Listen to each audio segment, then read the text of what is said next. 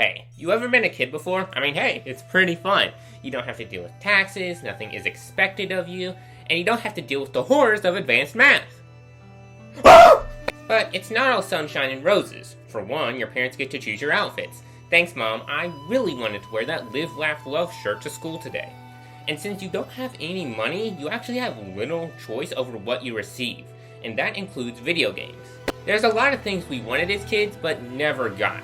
But now, since we're older, we have a resource called the internet that allows us to reflect upon our actions. So let's take a look at the games I always wanted as a kid. Was I dumber or maybe even smarter than the average 8-year-old? Hey! A lot of Nintendo kids in the era I grew up in always wanted a PlayStation 2 or Xbox. They wanted the better graphics so they could play the new Call of Duty or Halo. Well, as you can tell by my YouTube channel, I am not normal.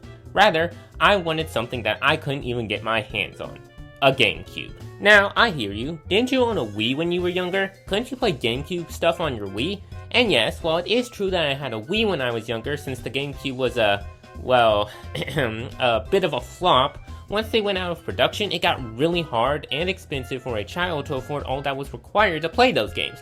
I would need a controller, memory card, and every game I wanted to play. At that point, just buy a new game that cost less than that. So, I was restricted to Let's Play playthroughs at 480p on YouTube to experience the games. One of the games I always wanted, or, well, rather 4 of them, were the GameCube Mario parties. Since I only had a Wii and a DS, I was restricted to, well, the Twilight era of Mario Party. Yet, on the console before it, it had experienced a golden era, with each Mario Party being good in its own right. I spent countless hours watching no commentary gameplay of people playing through the story modes. I remember Mario Party 6 being my favorite out of the 4 games. I thought that the board changing based on the time of day was the coolest gimmick that Mario Party had ever done. And, well, I still think that today. The gimmick may not have been applied in the best way in each of the boards, but I still think that the gimmick alone made it stand out against the rest of the Mario parties on the GameCube.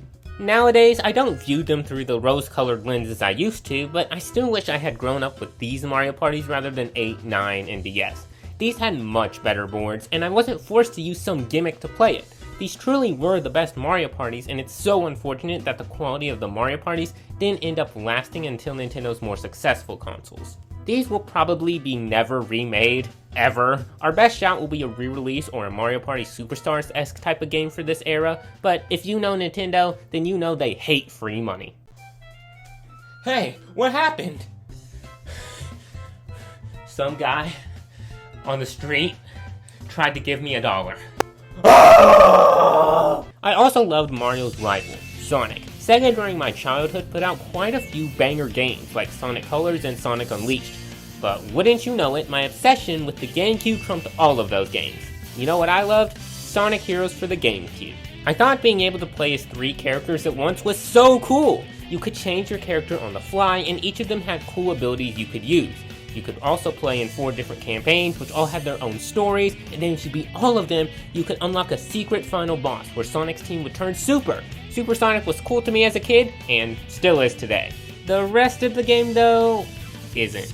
For one, some of the levels are long and tedious, especially if you want to get the highest rank possible. And while being able to play as different characters is cool, you often have to play through a similar or exact copy of a level you played in another campaign. Unless you play Team Chaotix, in which case, you're probably wishing you were playing the other campaigns. So nowadays, I'm kinda glad I didn't play this game. I still do want to play this game, just out of sheer curiosity, but I likely would have found it too hard as a young child, and might have given up on it, thus disappointing me and wasting a ton of my limited funds that I had to spend on games. Admittedly though, it likely would have been a better introduction to the series than I got about 5 years later with Sonic Forces. Yikes. I do have a funny story related to this game though. Once, in the McDonald's play place, they had a GameCube demo player on display, and to my young kid mind's amazement, Sonic Heroes was one of the demos. I remember rushing over to try the game I had always wanted to play and picked up the controller. My excitement then with the pain as I realized the controller had the worst drift I had ever experienced, as the left stick only inputted right. Somehow, that was only the second worst thing that had happened in my life up until that point.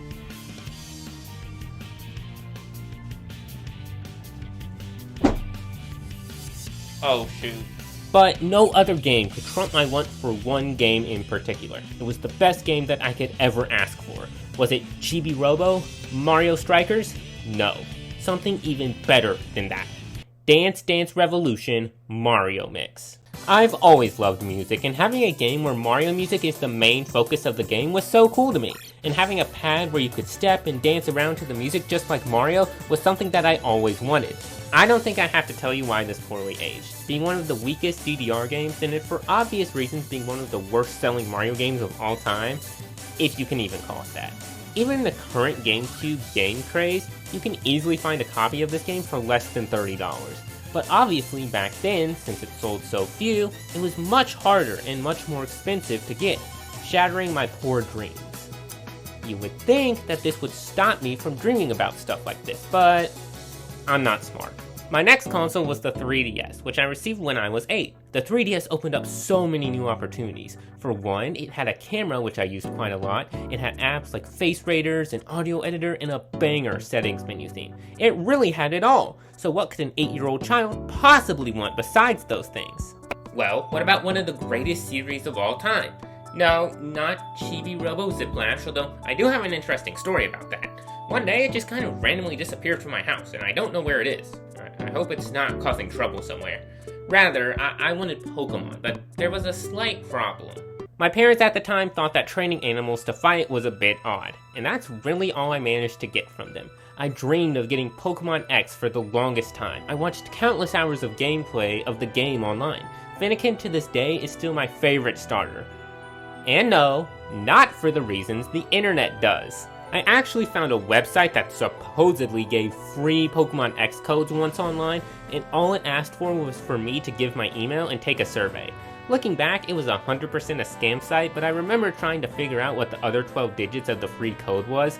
That's how much I wanted the game. And nowadays, Pokemon X is regarded as a meh game overall. Nothing terrible, but disappointing compared to its predecessors in Pokemon Black and White. I would eventually get a Pokemon game, but unfortunately, just like Sonic Heroes, it ended up being a disappointing introduction. The trees don't even look that good. I would eventually go on to play better games, like Pokemon Fire Red and most recently Pokemon Black, which both were incredible games. It's unfortunate that yet another intro to a series ended up being more disappointing than it should have been. I really had it hard out there. But now that my sob story is out of the way, let's talk about some positive things. Like Street Pass, it is legitimately one of the best features Nintendo ever added to one of their consoles. Being able to get exclusive content in games because you happen to pass by someone else who had the same game without meeting them was so cool. Outside of in-game content, there was the Street Pass Mii Plaza. Within it, there were games like Find Me, which you can unlock content in to customize your Mii if you beat them. They were simple and you could recruit the Mii's you Street Pass to the games. Some of them were free, but they eventually added additional games that required payment to play. I remember always wanting all of these games, and watching playthroughs on YouTube of all of them and thinking how cool it'd be to play them. The one I wanted the most was Warrior's Way. It looked so fun, strategizing how to divide your soldiers based on the class to beat the other warrior, but unfortunately, much like the other games, it cost $2 to play. Admittedly, I likely would not have gotten much value out of these, as I lived in the middle of nowhere where nobody else had a 3DS. But now that the eShop has shut down, all of these games are lost to time unless you downloaded them beforehand, which sucks a lot. I'll never be able to play these games like Nintendo intended with the Street Pass feature. Ever. Kind of depressing, and a sad result of digital-only games being taken out with the shop it was on. Speaking of online shops, as mentioned before, I was an avid walkthrough watcher for games I couldn't play, so I've had internet access for as long as I can remember. On my family laptop. On my 3DS, that was a whole different story. They were like whole different universes. How was I supposed to put the internet on my 3DS? Whenever I wanted to, I would always get hit with a password. What was a password needed for? Well, that's how I lived my life for a while, until one fateful night at Home Depot. One night, I brought my 3DS into the store, and while sitting in the cart, I noticed that I connected to the public Wi-Fi in Home Depot. I immediately hopped on Mario Kart 7 online, and played my first ever online match. It was so fun, playing against people instead of CPUs. However, it was a short-lived time, and I would eventually treasure my time at Home Depot. I would go back and download a new Swap Note update called Swap Doodle, play on Cam's Island in New Leaf with a random person, and go on the eShop. I remember being excited to go there to access the new world open to me. Eventually, I was able to convince my parents to set up my Wii U to the internet with the original Mario Kart 8 DLC coming out, and I just followed the same steps to connect my 3DS. To a 10 to 11-year-old, having a whole new way to play games was something that was so cool. And even nowadays, it's so neat that we can all play the same game even if we're tens of miles away. No joke, I think my life would be incredibly different today if I hadn't realized that my 3DS could connect to the internet. But that's another video for another day. So, that's all the stories I have. Nowadays, I can get whatever game I want, as long as I pay for it.